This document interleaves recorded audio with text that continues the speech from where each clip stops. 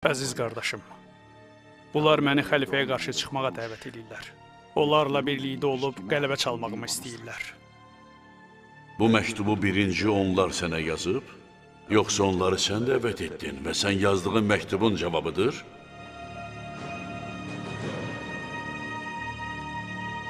Yox, əksinə onlar bizim haqqımızı və Allahın Rəsulunun, Allahın salamı ona və ailəsinə olsun, qohumluğumuzu tanıyıb bizi qəbul edirlər.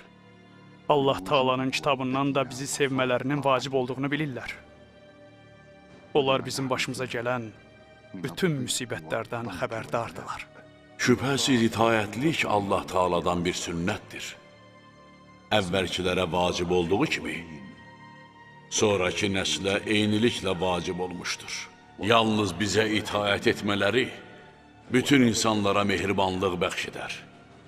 Allahın hökmü övliyalara aiddir. Bu hökm ədalətlə qurular. Hər bir vaxtın sonluğu vardır. Qəza və qədər mütləq olacaq. Sənə inanmayanlar bunu yüngül saymasın. Həqiqətən onlar Allahdan və səndən ehtiyatsız deyirlər. Tələsmə, qardaş. Allaha and olsun, heç bir bəndənin əcəli təxirə salınmaz. Bütün müsibət və bəlalar Allahın təqdirindən irəli keçə bilməz. Qardaşım, biz imam deyilik. İnsanlar öz evlərində oturub, şərəfini tərk eləyib, cihaddan imtina eləyiblər. Əslində imam odur ki, ailəsini qoruyar, haqq olaraq Allah yolunda cihad eləyər, millətini müdafiə eləyər və qadınlarını qoruyub saxlayar. Qardaşım, özün haqqında bildiyin şeyi mənə nisbət verirsən. Elə bir sübut gətir ki, Allahın kitabında vurğulansın.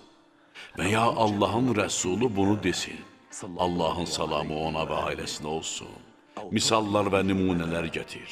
Şübhəsiz Allah Taala halalı halal etmiş, haramı da haram etmiş, vacibləri vacib etmiş, çoxlu misallar çəkmiş, qanunlar qoymuş. Heç vaxtı iman məsələsində şübhə ilə yanaşmamışdır. Belə ki, ona itaət etməyi vacib etmiş, bir məsələnin hökmü açıqlanmamış hökm etməz və ya cihad vaxtı gəlmədikdə cihad hökmün verməz. Söylədiklərin doğrudur. Allah Taala hər bir şeyə vaxt təyin eləyib.